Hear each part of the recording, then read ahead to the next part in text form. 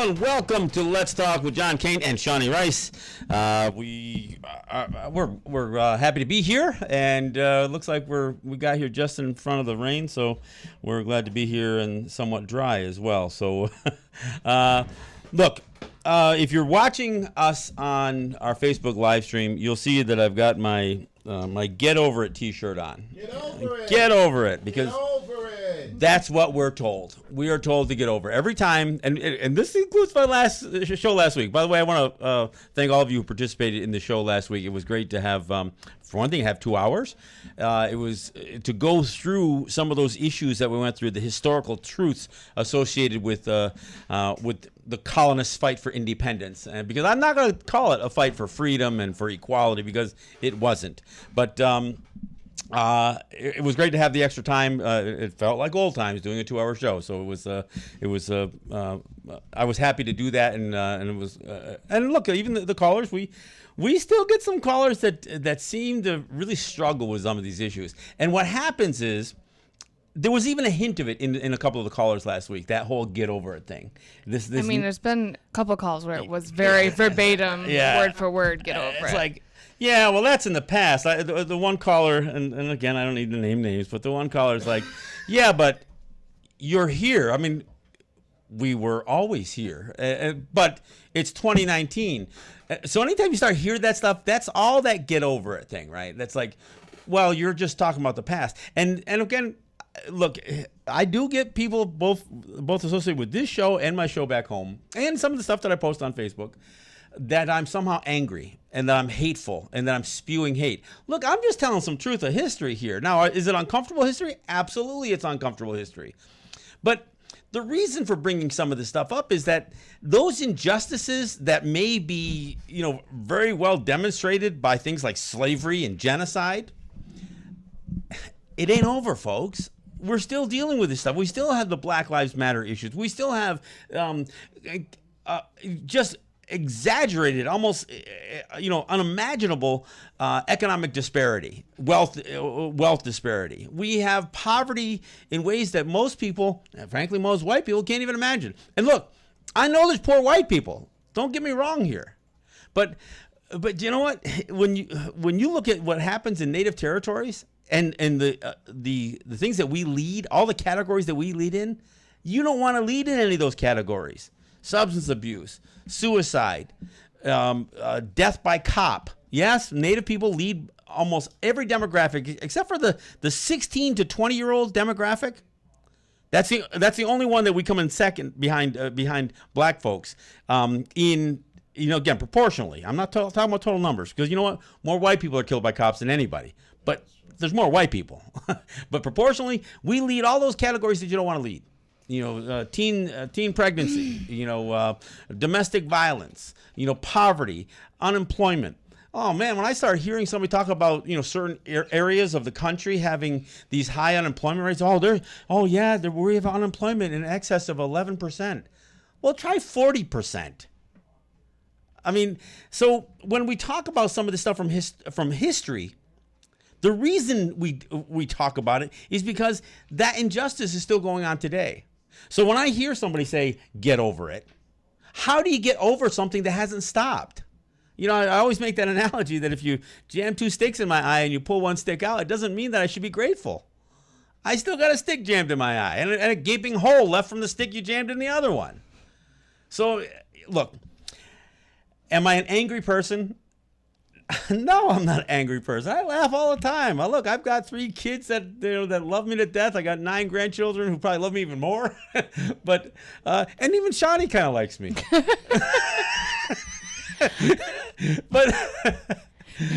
But you notice she didn't say anything right then. All right, we'll let that silence just hang there. I do. I was going to say. Talk about sucking a compliment out of somebody.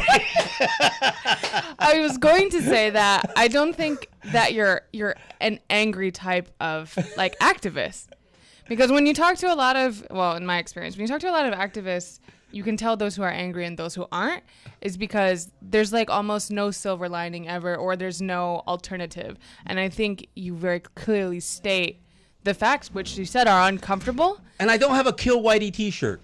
You Right. know, I don't. Right. You know, that's not on my list of my in my wardrobe. But the whole point, you know, like why you do the show is because there's such a perspective that people have never considered before. And granted, it's not like always happy-go-lucky because that's the reality, but I don't think it makes you angry. Well, and again, and I got a few notes here.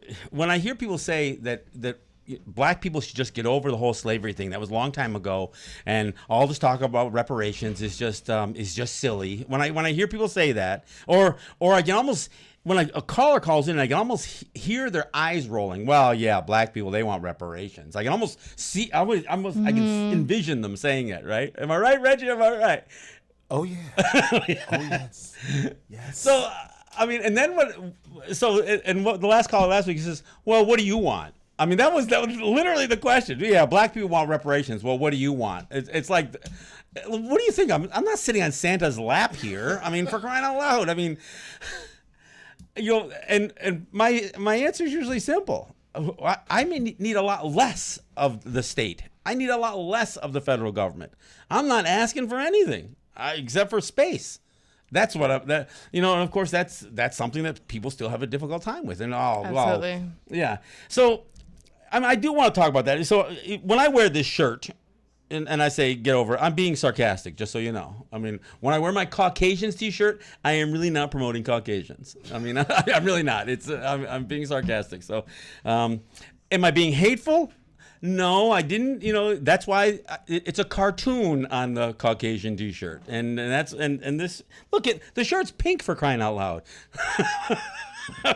Well, it looks more red now that I see it on video. It is pink, folks. But you know, here's the thing: we don't hear people say get over 9/11, and we don't hear people say get over the Holocaust.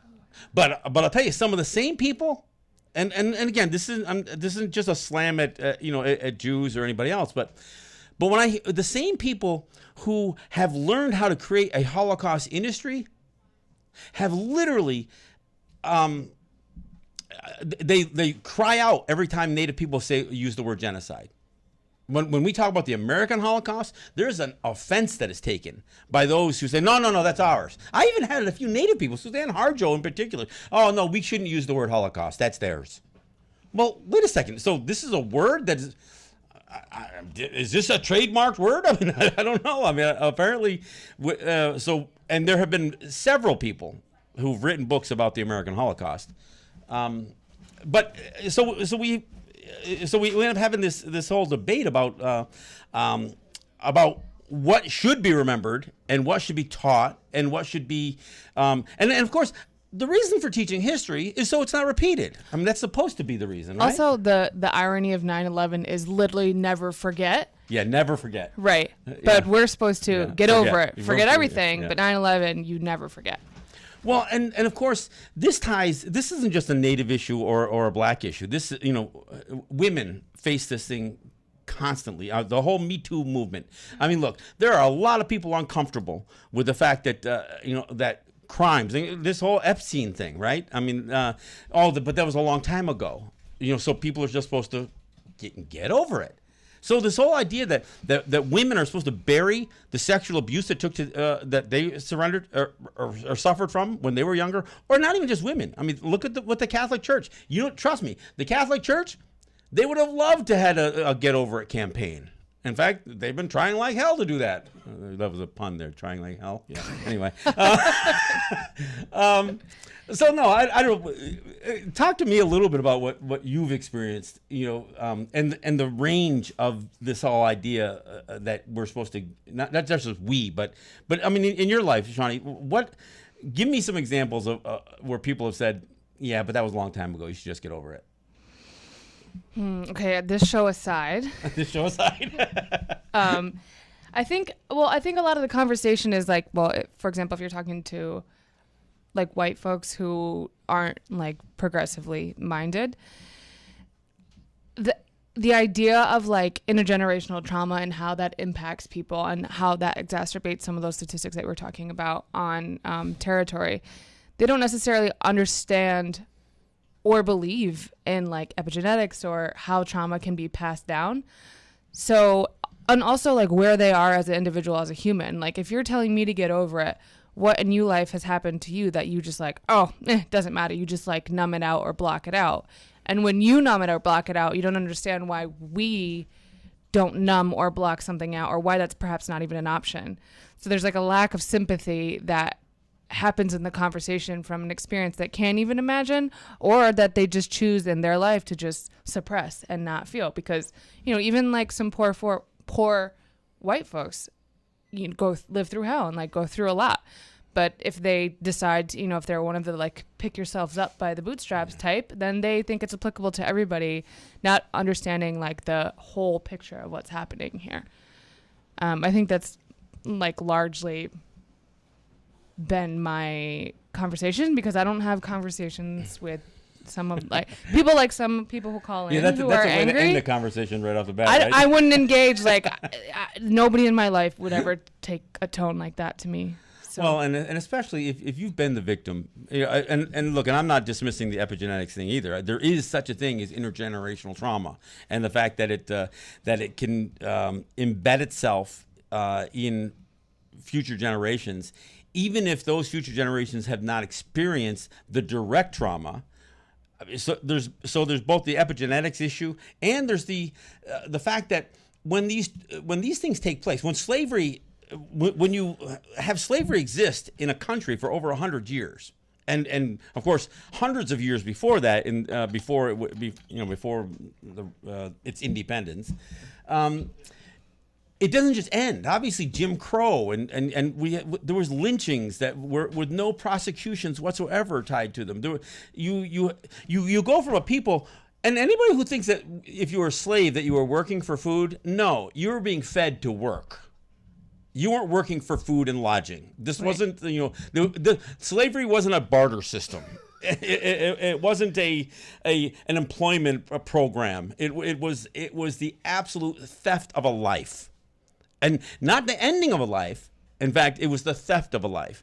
And so when you go from a people who were paid nothing for their labor for hundreds of years, it's not like there was all of a sudden income equality. The day that slavery was outlawed for black people, and I have to say it that way because it was recently brought to my attention that for Native people, slavery actually was probably not in a broad way illegalized until 1924, when the United States tried to declare that all Native people were citizens. Because what many people don't understand is that this notion that the protections of the Constitution protect everybody, that might be what people, frankly, they still struggle with it today. But it used to be that if you weren't a citizen, you had no protection under the U.S. Constitution. And little by little, and this started, with a case at the very end of the 19th century involving Chinese immigrants, and the Supreme Court said there were certain articles of the Constitution that applied to them. Not the whole thing, but just certain pieces of it. And so when slavery is outlawed in 1868, that was only for U.S. citizens. And why?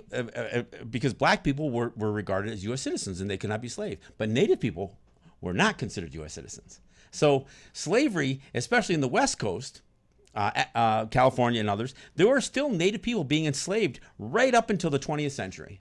So, and again, we can have that conversation where people say, yeah, but that was still a long time ago, get over it. Well, the problem is we still have income inequality. We still have poverty. We still have policies that cause that poverty, both on the inner city side for black people and in the areas that Native people were pushed to as a way to remove us from the more valuable lands that white people wanted their hands on.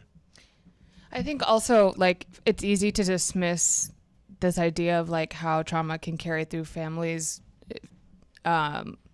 conveniently in a Native context. Mm-hmm. But look at AA. There's AA, Alcoholics Anonymous or Substance Abuse Anonymous.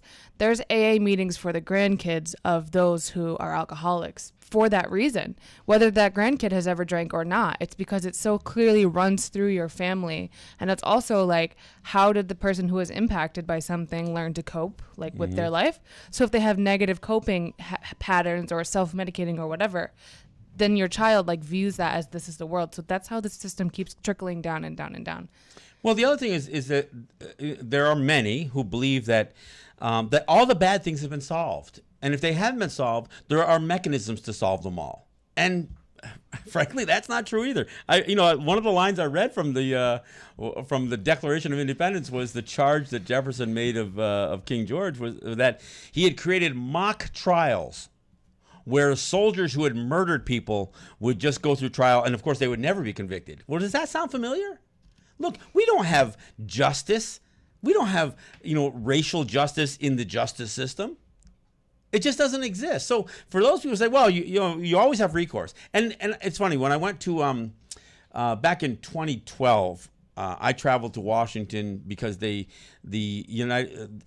Obama administration had asked for a series of meetings that were supposed to that the State Department was hosting, that was going to revisit the U.S. position on the UN Declaration on the Rights of Indigenous Peoples. And so it was a 2-day thing. The first day, all the tribal leaders were there. The second day, the rest of us, I was there for the first one, but we couldn't speak. The second day, NGOs, people who were not necessarily tribal officials, were allowed to participate with a whole stage full of all these U.S. agencies, everything from the Interior Department to the War Department, the Labor Department, the Environmental Protection Agency. There were congressional representatives. There were the representatives from the White House, Kim Teehee and Jody Gillette. There were people. It was a stage full of federal representation. And one of the things that kept being said was when asked about why the United States had voted against the UN Declaration on the Rights of Indigenous People, they said, well, they were concerned that it would rewrite international law. And of course, there's nothing in the UN Declaration on the Rights of Indigenous People that rewrites international law. The only thing it broadens, if you even want to use that word, it was that it specifically cites indigenous people as opposed to human beings. I mean, because there already was the Declaration on the of Human Rights. So I guess in 2007, somebody had the nerve to try to include Native people in the human population and make sure that the Declaration of Human Rights applied to indigenous peoples. But it did carve out certain minimum standards. And so there was a concern. There was a real concern, by the United States, Canada, New Zealand, and Australia. Those were the 4 countries who voted against it. That it would change the international standards. And specifically, what the United States had said, and they said at that hearing, at that meeting, was they were concerned that it would interfere with the current remedy for Native U.S. conflicts. And they kept talking about the current remedy. It would interfere with the current remedy. So finally, I got a chance to speak, and boy, did they regret that. And I said, so what is this current remedy you're talking about? And they said, well, court. Wait a second. So the country who's violating these standards and still violate those standards, you're saying that our remedy is to take you to your courts for to have this thing resolved, to have this stuff mitigated? Well, that doesn't work out. The first thing is your courts are already biased because you make these false claims of having plenary powers over Native people. The Congress has plenary powers, that you have jurisdiction where there's no factual basis for that stuff. So when people say, again, the whole get over it thing, they say, well, you have remedy for all those issues. Well, I'm sorry. Look, how many people were prosecuted for lynching black men? Anybody got a number? No, there was almost nobody. I mean, look, until that recent case where that young man who was dragged behind a car and killed. That was one of the first times. Byrd, I think is James Byrd. Yeah, his killers were prosecuted, but that's only very, very recently. How many people were prosecuted from Rosewood? Nobody. How many people were prosecuted from Tulsa, the Tulsa riots? That would be nobody. And those systems, and this is the thing that from a Native standpoint, we oftentimes will hear people say, "Well, it's so great, we've got congressional representation now. We can get some laws passed that'll protect." The law's already there. I mean, it's already a crime to rape. Human trafficking is already a crime. Murder is already a crime. So having laws, I mean, the laws are there. The problem is enforcing them. You know, so when my criticism to those who think that, you know, our solution is another federal law or another state law, they're ignoring the fact that there's already plenty of laws that are supposed to protect people, including our people, even whether we claim citizenship or not.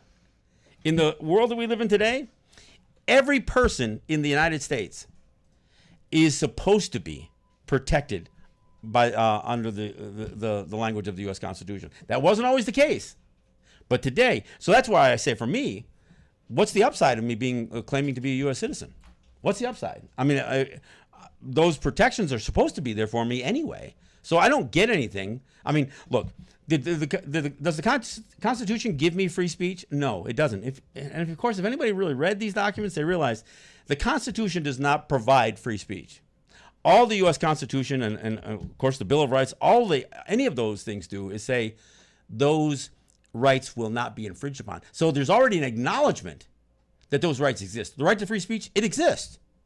What the Constitution says and what the Bill of Rights says is that the government shall not violate that right.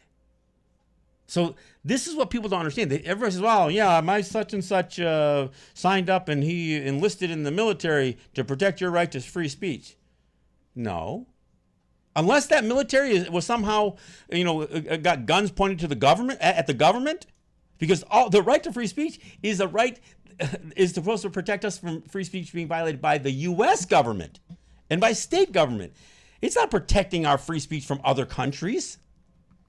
So when people say that, and it's also interesting that, you know, when people talk about the military, you know, defending the Constitution, defending it, well, we could argue that, but following it, no. You know, one of the other charges that I brought up last week was that Jefferson said that the king had created a military that was superior to civil rule. That was one of his charges, of the 27 charges.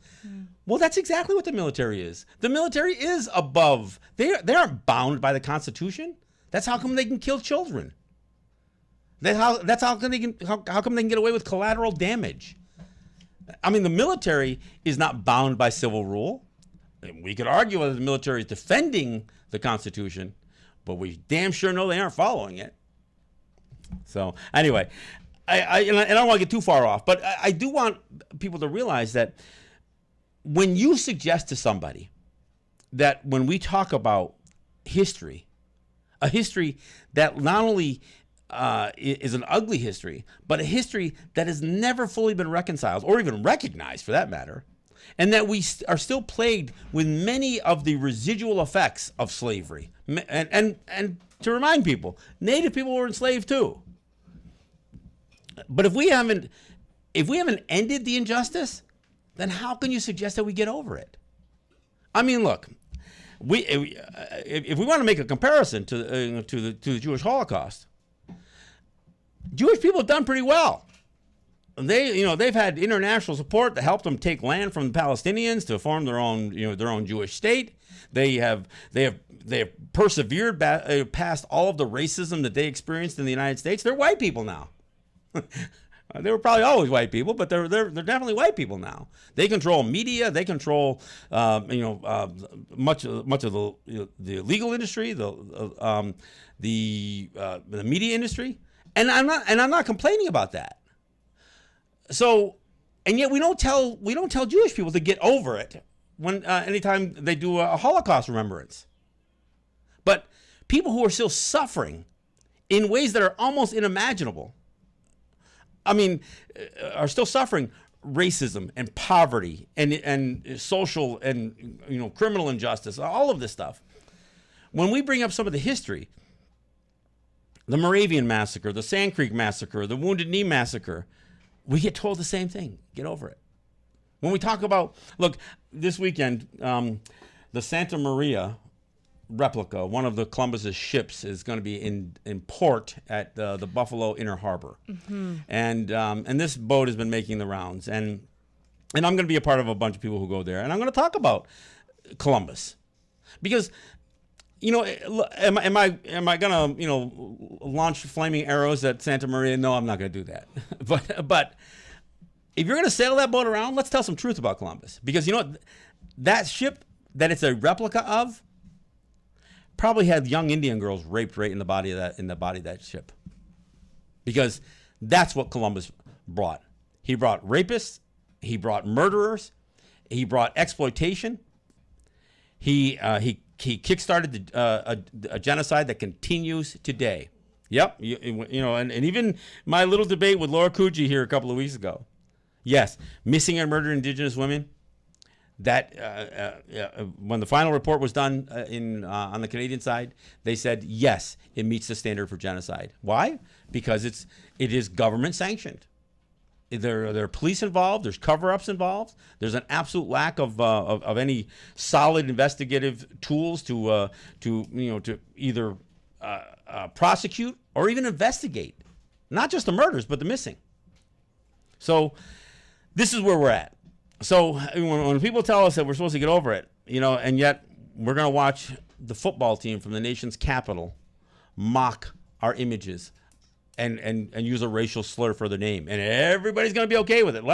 The last poll that I saw was that 80% of Americans were fine with the Washington football team calling themselves a racial slur. And, I've got my friends out here who are fighting high schools like Neshaminy and Tewksbury and all these other schools. And look, and many of them are dropping this whole mascot issue. But when I hear somebody, again, tell me to get over it, or that, look, we're just honoring you. Well, is blackface honoring black people? I mean, we solved that one, right? We're pretty much, we understand that blackface is inappropriate, right? We got that one down, but somehow red face is still okay. I mean, so you're making it real hard for me to get over it, folks. So also talking about images, have you ever noticed the NYPD shield?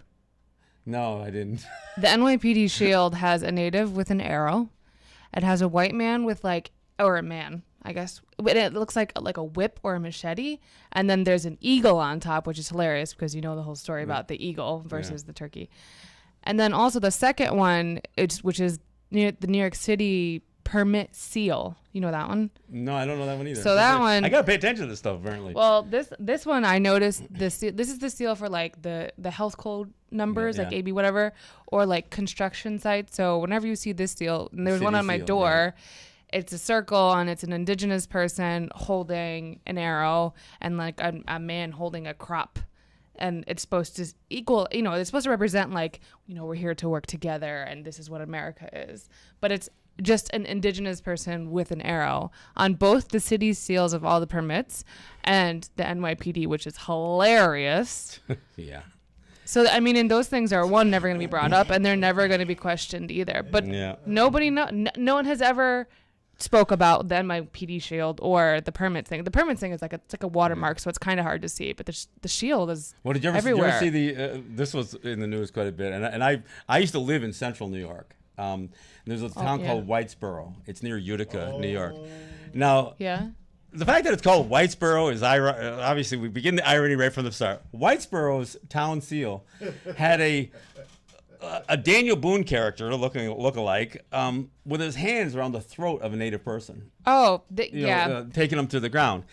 And what they tried to argue was that, oh no, this was just a friendly wrestling match. So where the namesake, the guy's name was White, apparently. That's why it's called Whitesboro. So White was he wasn't just strangling the native person. And of course, that the claim was this was a chief that had challenged this white guy to a wrestling match. For one thing, that would have never happened. To a wrestling match, Well, sure. and the idea that somehow the chief was supposed to be the strongest and most capable, physical member of a, and that would be probably the Mohawks, because it was, or Oneidas or something. Maybe Oneida, I don't know. Yeah. But I don't know, but they've since changed the seal so it looks more like a wrestling match. They won't back away from this whole wrestling thing. The original one, he's being choked out. Yeah, he's being choked out. That's the whole thing.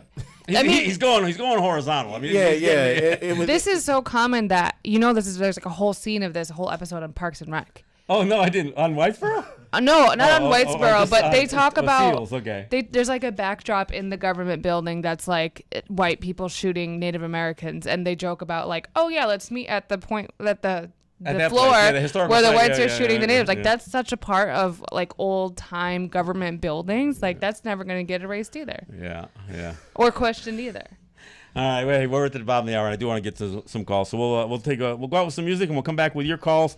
The number's 212-209-2877. That's the number to call to be a part of the show. And look, even if you're going to call me and tell me to get over it, we will have that conversation. It seems like we have it on a weekly basis anyway. So again, 212-209-2877. But I want to know what you're getting over too. So we'll talk about that. So 212-209-2877. That's the number to call to be a part of this show. Talk with John Kane and Shawnee Rice, and we'll go out with another Murray Porter song. We'll be right back.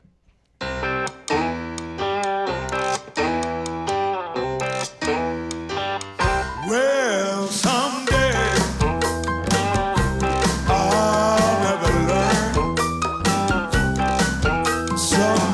Someday I'll never learn. Well, I lit the fires and I'm the one that got burned. When I was a young man, I had money to burn. I partied every night with every penny that I earned. I bought drinks for everybody, never got one in return.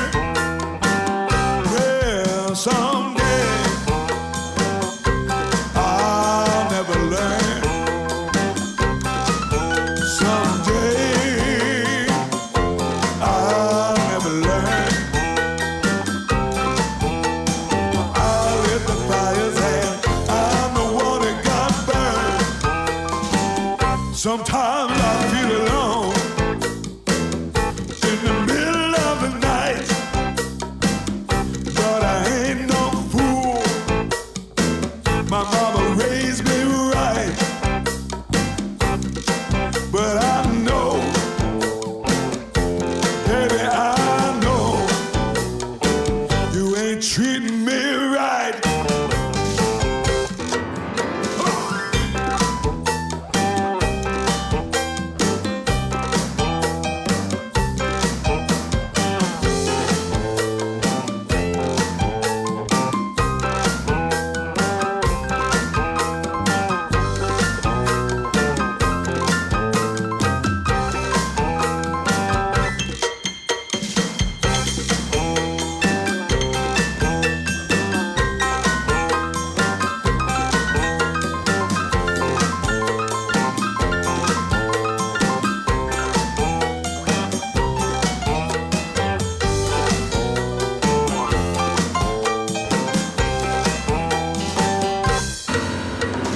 Found me a woman, but my love she spurned. She stayed up late at night, said that's not my concern. Well, she was so cold, her heart had freezer burn. Someday. I'll never learn. Oh yeah, well somebody will never learn. All right, that's Murray Porter. Someday I'll never learn. I like that song because it really does.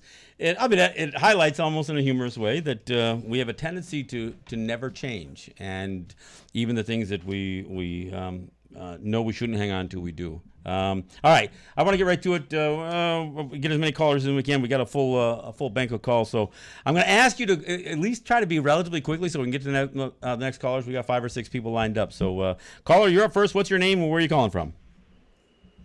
Yeah, hi, this is Griffin from New Jersey. Hi, Griffin. Hello.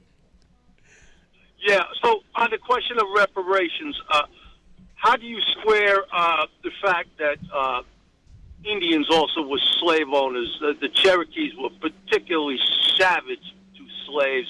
The Cherokee slave revolt is a very interesting historical occurrence. So, I mean, how do you square that? I don't. How do you? Well, I'm asking you. You're the Indian.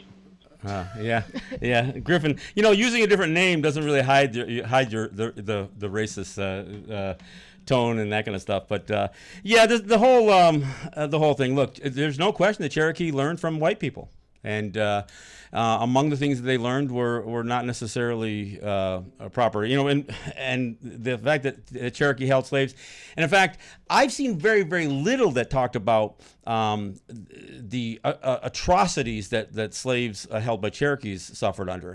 In fact, when the Cherokees were forced to go out to Oklahoma, they actually incorporated their slaves into. In fact, it would later turn into a bit of a controversy because the current whiter Cherokee now want to reject the freemen, right? We know the story, right? So the whole freemen who were included as a part of the Cherokee Nation would be rejected later on. As the Cherokee got whiter, they started even acting more whiter. But I also so there's this book that I read called Black and Red, and it's the history in the United States of black people and Native people and how they've coalesced in different ways. And part of the section is about how certain natives were slave owners and what the background, the historical context to that was, and how it wasn't just like an indigenous idea of how there was economic pressures and physical violent pressures for indigenous people to become slave owners.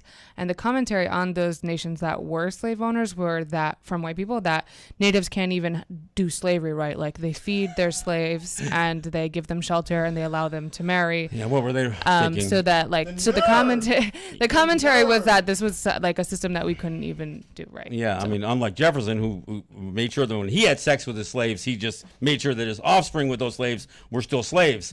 He did it right. But standards, man. Have standards. Exactly. Well, and of course, let's not forget that Native people were enslaved at a very high rate, even up here in George Griffin's New Jersey. So anyway, we'll get past that one. No, we'll go to the next caller. Hopefully these get better, but we'll take them as they come. Caller, you're up next. What's your name? Where are you calling from? My name is Africa from North. All right, everyone, what's going on? Yeah, let me just pick it back off what he said. Black people had slaves too. There were free black people that had slaves back then too. Just like white women had slaves, everybody had slaves. And just like right now, I believe Obama supported white supremacy. He's black. He was the first black president, but he wasn't no friend of mine. He did nothing for poor black men in America. In fact, he helped the oppressors too. So what I'm tired of hearing get over it too. And we've achieved, and we've come a long way since slavery. I think we're still under slavery. Yep. It's just by a different name. There's other ways to oppress us. There are no slave plantations, but there are prisons all over here. And we're still in cages. Black families are broken up and put in cages on a daily basis. Mm-hmm. I'm driving in Newark, New Jersey right now past, a correctional facility now on West Market Street, or a county. Mm-hmm. Like this thing still go on now, and we're not changing it by having conversations that really don't deal with it. Mm-hmm. I mean, we really need to get to the bottom of it. How do you give reparations? The school's got to teach people correct history. The school got to socialize people to understand the world they live in and their history and their past and how to change it. Until you do that, you can give everybody 100,000, 500,000. They're going to blow it. You won't fix it. 3 years. Absolutely. Because they don't have the capacity or the mind to understand or know how to use that money. Well, so and the system isn't changed. So even if you throw money at the problem, if the system still exists, if the inequities of the system still exist, then frankly, throwing that money at a bunch of people, it's going to have a direct path right back to the hands of white people. And then they're going to tell my kids in 20, 30 years, we gave you reparations money. Why are you complaining? Mm-hmm. We need to get serious about what's going on. And people like Obama, people like those kind of politicians, Cory Booker, whatever, all the people, Al Sharpton, they don't speak for me. Mm-hmm. None of them speak for the oppressed. They are just people within the system getting money to help themselves. They've got success, right? They have their own success in that system. We need to be able to take care of ourselves, to speak for ourselves. And they start with the education system, the socializing, the way they socialize all of us.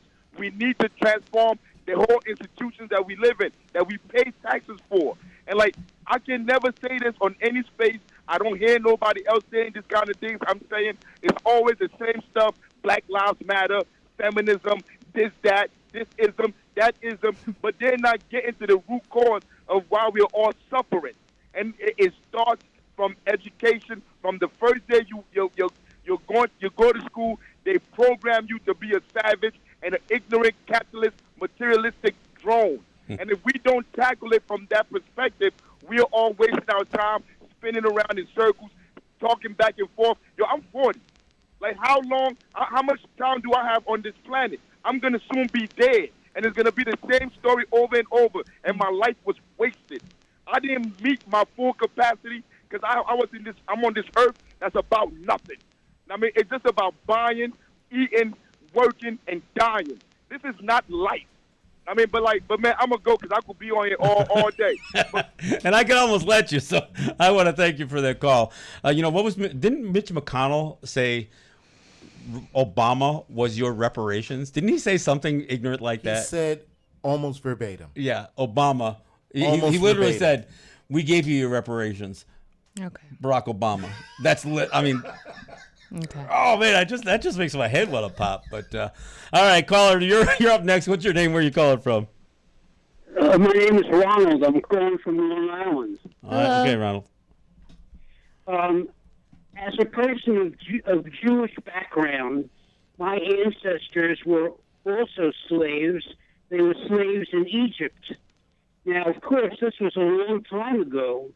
But do you think then that I would be justified in expecting reparations from the government of Egypt today? Living in the United States? Are you still living in a persecuted situation today? What? Are you still oppressed today? No. Oh, okay. Well, I guess you're okay then. All right, we can go on. I go sue Egypt, I guess. Go ahead. I don't know what else to say. The conversation is different because we're living in the United States here, where people came to where we were living and attempted to wipe us out, and now in systematic ways are still doing so. So it's not the same comparison as saying that my ancestors were slaved in another country. And I wasn't even advocating reparations here. I mean, that's a conversation to have. But, anyway. All right, caller, you're up next. We'll get through a couple of them here quick, maybe. Caller, you're up next. What's your name? Where are you calling from? Stephen from Cambria Heights. Hey, Stephen. Than's for calling. How are you? I'm fine. First, I got to say, when I heard you tell the story about the chief challenging the fella to the wrestling. The White Sparrow logo? Yeah. Yeah, and I'm just thinking about all this weekend, the 4th of July weekend with the John Wayne movies. Hondo is like my favorite with the knife fight between the Duke and Michael Pate or whoever this guy was who played the Indian chief, who naturally the Duke won. Yeah, of course, yeah. But what I wanted to say was, and I'll keep it quick, it was Mitch McConnell who ticked me off earlier when he started going off. But slavery was slavery was a long time ago. Mitch McConnell. No one alive was a slave. So, and I'm thinking to myself, Mitch, you're 100% correct. Unfortunately, I was born during Jim Crow, and so were you, and so was quite a few of us. And there are many people here, including those Native American gentlemen who, remember last year, were rewarded for what they did, the code talkers during World War II. Unfortunately, they were awarded by stupid, and they had to hear him make a stupid remark about Pocahontas. Under the Andrew Jackson. I'm sure they had no idea what in the hell is this fool talking about, but but they smiled and bared with it like the rest of us. But I'm looking at it, and I'm thinking to myself, this is the stupidity. Many of us have lived through this. Many Native Americans have lived through, times when, going into restaurants or whatever and hearing, I'm sorry, we're full, or we're not served, or we're closed. Yeah, and then walk out. It happens today still, yeah. And walk out and see, hey, he's serving those people. I wonder why. Yeah. That type of stupidity. Yeah. So, it still goes on. Yes, it does. It still goes on. Well, thanks, Stephen, for the call. I appreciate it. It make me laugh a little bit, too. Great Mitch McConnell impression, by the way. Yeah. All right, we'll try to get through real quick. Caller, you're up next. What's your name? Where are you calling from? Yes, my name is Mateen Muhammad. Thanks for taking my call.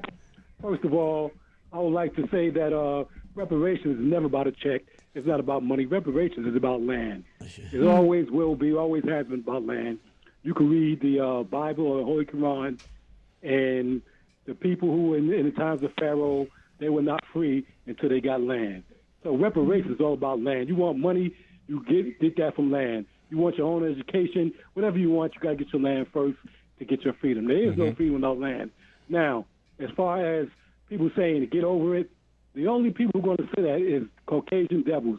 Now, I'm not prejudiced, but by nature, white people are devils.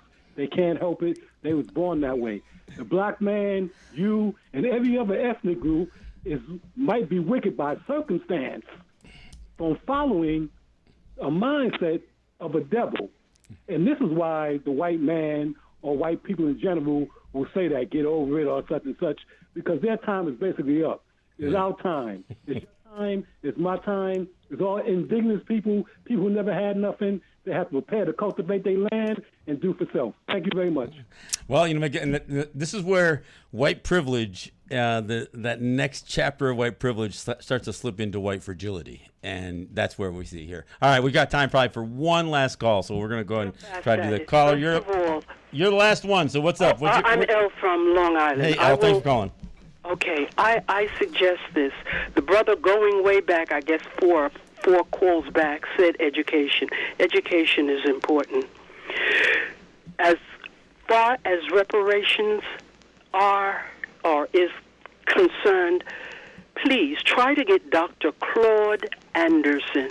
He wrote a book called Powernomics, and he will explain how reparation is appropriate and should be given. Also, a book by the only ancient African history, what is it, doctor? That's Dr. David Imhotep. And he wrote 2 books. The first, Americans Were Africans. Second book, The First Americans Were Africans Revisited, all documented.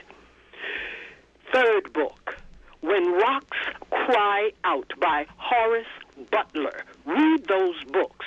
For all my brothers and all my sisters who are in question of how reparations should be given and if we should get it, read those books and have Dr. Claude Anderson on your program. That man can explain it, in detail. He's been working on his program for years, not to disregard or discredit anyone else. All right. Well, thanks for the recommendations. I'll see what I can do to look up Claude Anderson. Just about puts us out of time here, so we're probably going to have to wrap it up. One more. All right, we'll do one more real quick. Caller, you're definitely the last one. What's your name? Where are you calling from? Hi, this is Ida on Lenape territory. Hey, Ida. Thanks for calling. No doubt. I wanted to refer back to the gentleman that said that his people were enslaved in Egypt. If he would go back even further and research the Hebrew, who were the Hyksos, they were the first ones to invade Egypt, which is Lower Egypt, is actually where the ancestors of the Cushites would bury their dead, and also do their ceremonies and learn how to take medicines and learn more about astrology and astronomy and all the scientific things. But if he would do more research about the Hyksos, he would understand that the people that enslaved him were his own people in Asia, in Southwest Asia, who then were fighting Europeans over the land, the Kush land, and northeastern Africa. I just wanted to say that. All right, thanks for that. Man, I was hoping somebody from Lenape territory would have given me some Lenape perspective. But hey, look, slavery is not a natural thing. It is a man-made thing, and the fact that man-made is it has become the antithesis of natural is an unfortunate circumstance. And whoever were slaves, it was wrong. It was wrong to enslave. It was wrong to be a slave. And I'm not. Everybody wants to tell their story about their own personal slavery story, but I'm talking about what we're doing here today. So anyway, I want to thank you guys for listening. I want to thank you guys for calling, and we're still up in the air whether we're going to be back here next week or not. We're going into fund drive, and I'm not sure yet. So you'll have to look for the postings here and find out. Maybe back next week, but we'll work that out, and we'll see how much of the fund drive that Let's Talk is featured on. So we'll possibly see you next week. One way or the other, we'll see you next week. Yahweh, thanks. naturally.